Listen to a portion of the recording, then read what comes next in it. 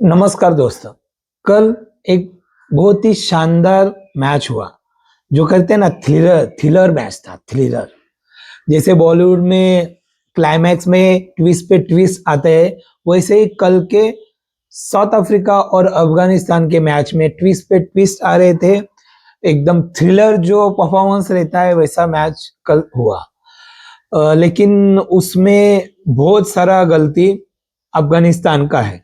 अफगानिस्तान ने south Africa को जिस तरह लपेटा, भले ही बॉलिंग उनकी अच्छी नहीं हुई, लेकिन जिस तरह अफगानिस्तान ने बैटिंग की और बैटिंग में उन्होंने जिस तरह रिस्पांस दिया, खास करके गुरबाज ने। गुरबाज तो एक प्रॉपर बैट्समैन की तरह कल खेल रहा था। लेकिन होता है ना, अफगानिस्तान के टीम के लिए कहा जाता है कि ये जोश में खेलते हैं और जोश में खेलते खेलते कभी कभी होश खो जाते हैं। वैसे ही कल के मैच में हुआ। कल उन्होंने इतना अच्छा इजीली, जो उनका स्कोर चल रहा था कि इजीली मैच जीत सकते थे, उन्होंने खुद होके उस मैच को डिफिकल्ट में लाया। मतलब गुरबाज ने ऑलरेडी आपने एक सिक्स मारा है, सामने वाला बॉलर महाराज है, इस तरह महाराज को सिक्स मारा। और पर स्कोर जो होता है, पर ओवर स्कोर उन्होंने ऑलरेडी अचीव कर लिया था उस ओवर में। तो उनको जरूरत नहीं थी कि हर बॉल को शॉट मारने की जरूरत नहीं थी, क्योंकि अफगानिस्तान में एक बार एक बैट्समैन चल गया और वो एंड तक नहीं टिका और उसका आउट हो गया, तो उसके बाद एक के बाद एक विकेट गिरते रहते हैं। तो गुरबाज ने ये सोचना चाहिए था कि मैं सेट बैट्समैन हूं, मुझे अभी रिस्की शॉट ज्यादा लेना नहीं है, मैंने ऑलरेडी एक सिक्स मारा है। तो उन्होंने क्या किया, महाराज भी एक इंटरनेशनल बहुत कद्दावर प्लेयर है, तो वो भी अपना दिमाग लगाएगा। महाराज ने उसको बराबर ट्रैप किया और गुरबाज फिर से एक बड़ा शॉट खेलने के चक्कर में आउट हो गया। तो उसको एक्चुअली ऑफ साइड मारना था, लेकिन बॉल स्पिन हुआ और वो स्लिप के यहाँ पे चला गया। तो कहना यही है कि गुरबाज को थोड़ा समझने आना चाहिए था कि अगर वो आउट नहीं होता था तो बाद में जो डिफिकल्ट हुआ, देखिए वो स्कोर तक पहुंच भी गए थे, लेकिन उनके पास विकेट ही नहीं थे, सब ऑल आउट हो गए, दो बॉल बाकी थे। तो क्या करना है उस दो बॉल का? अगर आपका मैच पूरा आपके हाथ में है तो आपको वो यही है, छोटी टीम या छोटी टीम के सोचने के तरीके में थोड़ा प्रॉब्लम है। छोटी टीम को समझ में नहीं आता कि पैनिक सिचुएशन में क्या करना है, जब प्रेशर रहता है मैच में तो कैसा कूल होके उस मैच को डील करना है। तो छोटी टीमों को वो सोचना बहुत जरूरी है। चलो, मैच तो टाई हो गया। उसके बाद क्या हुआ, सुपर ओवर। सुपर ओवर में उन्होंने, मुझे अभी भी समझ में नहीं आ रहा कि सुपर ओवर उन्होंने फारूकी को देने से बेहतर खुद राशिद खान ने बॉलिंग क्यों नहीं किया। चलो, उसको दे भी दिया, 17 रन उसने दे भी दिया, बराबर। एक सुपर ओवर फिर से टाई हुआ, साउथ अफ्रीका ने फिर से स्कोर लेवल कर दिया। एक मिस्टेक हो गई आपसे, आपने फारूकी की बॉलिंग देखे। चलो, 17 रन डिफेंड करना कोई बोलेगा इजी नहीं है, नहीं, 17 रन भी बहुत ज्यादा होते हैं। आपको खाली एक दो बॉल बीट भी करते थे तो भी थोड़ा प्रेशर बन के वो मैच निकाल देते थे। राशिद खान ने क्या सोचा कि मैं नहीं बॉलिंग करूंगा, क्योंकि राशिद खान वर्ल्ड का बेस्ट T20 बॉलर है। दुनिया की हर एक लीग में वो जाके खेलता है। तो इतना एक्सपीरियंस वाला बंदा अगर बॉलिंग नहीं कर रहा है, और जो खुद कप्तान है, तो समझ के बाहर है कि उन्होंने खुद होके बॉलिंग क्यों नहीं किया। क्यों उन्होंने एक जूनियर, मतलब फारूकी बहुत बड़ा प्लेयर नहीं है या बहुत उसको एक्सपीरियंस है, ऐसा नहीं है। उन्होंने चांस लिया और उन्होंने किया भी, 5 बॉल बहुत अच्छी तरीके किया, लेकिन गलती किया छठा बॉल में उन्होंने फुल स्टॉप, स्कोर लेवल, फिर से सुपर ओवर। चलो, एक मिस्टेक हो गया। मुझे तो वो जो सब सीन मैंने देखा, मुझे अफगानिस्तान का कोच कि किसी ने बात सुनी ही नहीं, मुझे ऐसा लगा, क्योंकि कोच यहाँ पे खड़ा है, टीम यहाँ पे गैदर हुआ है। और क्योंकि शायद कोच को मोहम्मद नबी को भेजना नहीं था।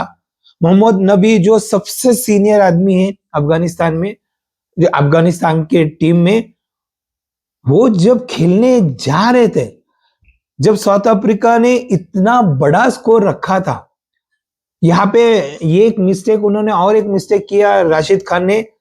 फिर से उन्होंने खुद होके बॉलिंग ना करते हुए अजमत जैसे एक नए बंदे को, नए प्लेयर को उन्होंने बॉलिंग दिया।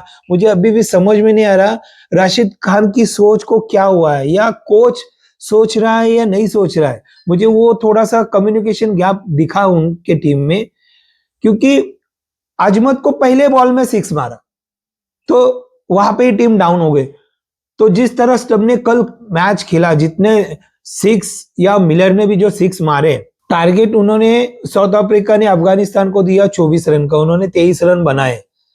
बहुत ज्यादा होते हैं, एक ओवर में 23 रन बहुत ज्यादा होते हैं, जिन्होंने साउथ अफ्रीका ने जिस तरह बनाया। मुझे पूरा ये जो मैच है पूरा, इसका मैं ब्लेम करूंगा राशिद खान को, उसकी कप्तानी को, उसकी सोच को। क्योंकि जो आप, राशिद खान एक मिस्ट्री बॉलर है, हर कोई उसको हिट मारने के टाइम पे थोड़ा सोचता है। चलो कोई भी कहेगा कि अरे सुपर ओवर में स्पिनर को दिया नहीं जाता, साउथ अफ्रीका ने लिया रिस्क, या आई नो गुरबाज ने 12 में, उसके ऊपर आज आता हूं मैं थोड़ी देर में। तो राशिद खान अगर खेलता था, अगर राशिद खान बॉलिंग करता था, तो शायद ये रिजल्ट कुछ अलग होता। मिस्टेक किया, अजमत को दिया, अजमत को 23 रन मारे। फिर और एक मिस्टेक ये किया, उन्होंने मोहम्मद नबी को भेजा। उन्होंने भेजा या मोहम्मद नबी खुद बोला मैं जाके ये 24 रन बनाता हूं। क्या किया, वहां पे ही मैच साउथ अफ्रीका जीत गए। मोहम्मद नबी पहला बॉल डॉट करते, दूसरे बॉल पे आउट होते, मतलब 2 बॉल आपके गए, 4 बॉल बाकी है। 4 बॉल में 24 रन, मतलब आपको 4 6 मारना है, सबसे डिफिकल्ट टास्क है। और स्पिनर बॉलिंग कर रहा है, इसका मतलब नो का चांसेस ही नहीं, नो बॉल डालेगा, इसका चांसेस ही नहीं है, बराबर। फिर भी गुरबाज ने आने के बाद ही 3 6 मारे, सबकी उम्मीदें जाग उठी, अरे ये क्या हो रहा है, ये क्या मैच हो रहा है। उसके बाद महाराज ने एक वाइड डाला, तो अभी क्या हो गया, 5 रन बाकी है, मतलब आप अगर 4 भी मारते हो तो भी फिर से सुपर ओवर के चांसेस है। जैसे ही लास्ट बॉल में 5 रन चाहिए थे, तो महाराज ने सोचा, या उनके थिंक टैंक ने, साउथ अफ्रीका के थिंक टैंक ने सोचा कि गुरबाज को उसके एरिया में डालोगे तो वो 6 मारेगा ही मारेगा। तो महाराज ने क्या किया, उसके बॉडी के जितने दूर बॉल में डाल सको, इसके लिए तो एक वाइड गया था। जो उनकी थिंक टैंक ने वही सोचा कि इसके एरिया में बॉल मत डालो, तो उन्होंने लास्ट बॉल वही किया। उसके थोड़े दूर उन्होंने बॉल डाला, जो 6 का बॉल था नहीं, उन्होंने जस्ट एक ऊपर से मारने गया और वो पॉइंट पे आउट हो गया। तो कहना यही है कि साउथ अफ्रीका ने दिमाग लगाया, जो अफगानिस्तान ने दिमाग नहीं लगाया। अफगानिस्तान में थोड़ी थिंकिंग की कमी लगी, कौन से टाइम पे किसको। मुझे तो राशिद खान को भी अगर नबी की जगह पे भेजते थे तो भी चल जाता था, क्योंकि राशिद खान ने खुद 12 बॉल में 20 रन बनाए थे। या राशिद खान 6 मारता है, उतनी उसके पास एबिलिटी है। अगर उनको गुरबाज को ओपनर नहीं भेजना था, गुरबाज ने ऑलरेडी 84 रन बनाए थे। जिस बंदे ने मैच में ऑलरेडी अबो 80 रन बनाए हैं, उसको आप ओपनर क्यों नहीं भेजे, मुझे समझा ही नहीं आपने क्यों नहीं भेजा, नबी को क्या सोच के भेजा। तो ये मैच जो हुआ है, जो आज अफगानिस्तान वर्ल्ड कप के बाहर जाने के कगार पर है, ऑलमोस्ट बाहर गई है अफगानिस्तान, तो इसका पूरा जिम्मेदार राशिद खान खुद है। भले वो बात करने का इमोशनल हुआ था, उसको मालूम था कि उसने मिस्टेक किया है। तो बहुत ही अच्छा मैच था। वर्ल्ड कप को, जो कहते हैं ना कि वर्ल्ड कप का ध्यान आकर्षित करने की मैच थी, जो अभी तक रोमांच जो मैच में होना चाहिए था अभी तक तो हुआ नहीं था। तो ये साउथ अफ्रीका और अफगानिस्तान के मैच में वो कर दिखाया, जो 2 सुपर ओवर दिए मैच को। तो बहुत ही सुपर डुपर मैच हुआ ये अफगानिस्तान का। और दूसरी बात मैं करना चाहता हूँ, लोग इंग्लैंड को टॉप 4 में गिना रहे थे, जो वेस्ट इंडीज को बाहर निकाल के बहुत सारे लोगों ने इंडिया, इंग्लैंड, ऑस्ट्रेलिया और साउथ अफ्रीका को टॉप 4 में रखा था, मोस्टली लोगों ने। और वेस्ट इंडीज को किसी ने गिनती में लिया ही नहीं। लोग क्यों भूल जाते कि वेस्ट इंडीज 2 बार की विश्व चैंपियन है T20 में, और वेस्ट इंडीज का हर एक प्लेयर T20 का प्लेयर है, हर एक प्लेयर। तो उन्होंने जिस तरह इंग्लैंड को पेला कल, जिस तरह मतलब देखने लायक था। एक विकेट गिर रही है फिर भी दूसरा आके जो शॉट मार रहे थे कल, वानखेड़े स्टेडियम झूम उठा था कल।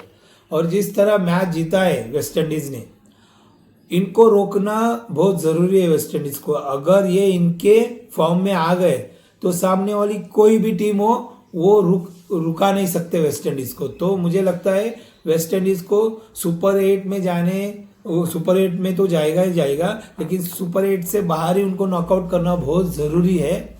अगर वेस्ट इंडीज टॉप 4 में गया, मतलब सेमीफाइनल में गया, तो वेस्ट इंडीज को रुकाना बहुत मुश्किल है, क्योंकि वेस्ट इंडीज का हर एक प्लेयर T20 प्लेयर है, हर एक। मुझे लगता है दुनिया के जितने भी लीग होते हैं उसमें सबसे ज़्यादा वेस्ट इंडीज प्लेयर ही रहते हैं। तो और जो IPL भी जो इतना टॉप लेवल पे गया है उसमें वेस्ट इंडीज प्लेयर्स का बहुत बड़ा हाथ है, बहुत बड़ा हाथ है। तो मुझे लगता है कि वेस्ट इंडीज को सुपर 8 में रोकना ज़रूरी है, नहीं तो ये कब भी उनके तरफ ही जाएगा। भले ही इंडिया फर्स्ट दावेदार है, लेकिन वेस्ट इंडीज बड़ी टक्कर देने वाली चीज़ है, मसल्स प्लेयर है उनमें। तो जाते जाते मुझे जो ये इंडिया पाकिस्तान की कंट्रोवर्सी हो रही थी, उसी में BCCI ने एक सेंट्रल कॉन्ट्रैक्ट रिलीज किया है। मुझे सेंट्रल कॉन्ट्रैक्ट के ऊपर थोड़ी बात करनी थी। सेंट्रल कॉन्ट्रैक्ट जिस तरह उन्होंने साइलेंट मोड पे रिलीज किया है, उसमें बहुत ज़्यादा मुझे तकलीफ इस बात की हुई है कि आपके जो सुपरस्टार है विराट कोहली और रोहित शर्मा, जिन्होंने आपको 15 साल इंडिया के लिए सर्व किया है, BCCI को जो आज BCCI रिचेस्ट बॉडी दिखती है या बनी है, उसमें बहुत सारा हाथ, बड़ा हाथ विराट कोहली का और रोहित शर्मा का है। उनके वजह से फैंस एंगेजमेंट होता है, फैंस आते हैं, देखने आते हैं, BCCI को उतने ही एंडोर्समेंट मिलते हैं। मतलब जिस दो प्लेयर की वजह से आपने इतना आपका तिजोरी भरा है, उनके करियर के एंड के टाइम पे आप उनको जिस तरह डिसरिस्पेक्ट कर रहे हो, मतलब +1 के कैटेगरी से आप B में जिस तरह उनको लेके आए हो, वो बहुत ही मतलब डिसरिस्पेक्टफुल मुझे लगा। क्यों? मैं मानता हूं कि वो खाली एक ही फॉर्मेट खेलते हैं, वो ना टेस्ट खेलते हैं ना T20 खेलते हैं, मैं मानता हूं। BCCI के पास 4-5 करोड़ कम है क्या कि उनको A से B तक लाने की सोच है आप? मतलब कोई कहेंगे कि हर एक प्लेयर को एक तराजू में रखना चाहिए, कोई नहीं रखता है। सबको मालूम है कि सचिन ग्रेट प्लेयर है, धोनी ग्रेट प्लेयर है, वैसे ये दोनों भी ग्रेट प्लेयर है। विराट कोहली आज का ज़माने का सचिन तेंदुलकर है, जिसकी वजह से एंडोर्समेंट BCCI को मिलते हैं। उन्होंने इतने साल मतलब क्रिकेट जगत पे राज किया है। जिस प्लेयर की वजह से BCCI ने इतने कमाया, उनके करियर के एंड को आप उनको डिसरिस्पेक्ट करके A से B कैटेगरी में ला रहे हो 4-5 करोड़ के लिए। इतना पैसा आपके पास कम है, मतलब समझा नहीं है। उसमें तो इतने हैरानकुन डिसीजन लिए हैं। मुझे तो ये अजित अगरकर और अपना गंभीर कुछ अलग बू आती है उनके डिसीजन से। मोहम्मद शमी को पूरा कॉन्ट्रैक्ट से निकाल दिया, जिन्होंने 2023 का वर्ल्ड कप लिया नहीं था, बीच में आके उन्होंने हर एक मैच में 5-5 विकेट लिए, जिन्होंने वर्ल्ड कप पूरा इंडिया के वन साइड कर दिया था, उसको अपने कहाँ पे भी रखा नहीं है। ना मैच में ले रहे हो, ना 15 के टीम में ले रहे हो, ना टेस्ट में, कहाँ पे भी ले रहे हो। मुझे एक अलग सी बू आ रही है। सरफराज खान जो डोमेस्टिक में भर भर के रन बना रहा है, भर भर के रन बना रहा है, उसको ना आप टीम इंडिया में ले रहे हो, ना अभी सेंट्रल कॉन्ट्रैक्ट में ले रहे हो। क्यों? गंभीर के ऊपर मुझे बहुत सारे क्वेश्चन मार्क आ रहे कि इसकी सोच कहाँ पे जा रही है। मोहम्मद सिराज जो तीनों फॉर्मेट खेलता है, उसको आप B में रख रहे हो, और अपना गिल जो टेस्ट का कप्तान है, आप उसको ग्रेड A में इसलिए रख रहे हैं क्योंकि वो टेस्ट का कप्तान है। चलो एग्री, वो एक फॉर्मेट नहीं खेल रहा T20 वाला, मतलब 2 ही फॉर्मेट खेल रहा है। उसके बाद रविंद्र जडेजा 2 ही फॉर्मेट खेल रहा है, उसको आप एक ग्रेड A में रखा है। कुलदीप यादव, अक्षर पटेल, मोहम्मद सिराज तीनों फॉर्मेट खेल रहे, तीनों, उसको ग्रेड B में डाल रहे हो। अक्षर पटेल को कहाँ पे डाल रहे हो आप? मुझे समझ में नहीं आ रहा आपकी क्या सोच है। साई सुदर्शन अब भी उन्होंने कुछ 4-5 मैच खेले, उसको अब ग्रेड सी में रख रहे हो, बराबर। उसके बाद रवि बिश्नोई जो कौन से भी ना टेस्ट खेल रहा है, ना वनडे खेल रहा है, ना T20 खेल रहा है, वो आता है बाहर जाता, आता है बाहर जाता है, उसको सी में रख रहे हो। और मोहम्मद शमी को, सरफराज खान को बाहर निकाल रहे हो, और रजत पटीदार को आपने बाहर निकाला है। जसवाल जो आज का इंडियन टीम का सुपरस्टार है, जो तीनों फॉर्मेट के लिए अवेलेबल है, आप T20 में नहीं लेते, वो आपकी गलती है, बराबर, आपकी गलती है।